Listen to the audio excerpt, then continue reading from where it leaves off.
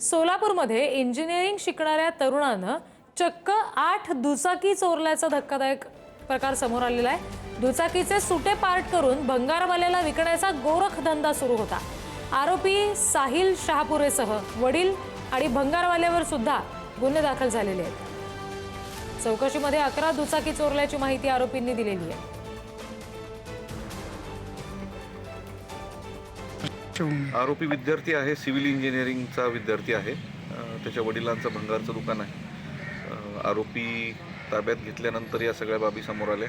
तो वडिलांच्याच दुकानात त्या मोटरसायकलीचे पार्ट विकत होता। सदर बाजार पोलीस स्टेशनच्या गुन्हे शोध पथकामार्फत वर्कआउट करून एक मोटरसायकल चोरीचा आरोपी पकडण्यात आलेला आहे। त्याच्याकडून 8 मोटरसायकली आणि 2 मोटरसायकली तोडून त्याचे काही पार्ट्स विकत असल्याची माहिती मिळाल्यावरून त्याला ताब्यात घेण्यात आलं होतं आणि या 8 मोटरसायकली आणि 2 मोटरसायकलीचे पार्ट्स ऑलरेडी विकताना आपण त्याला पकडलेलं आहे।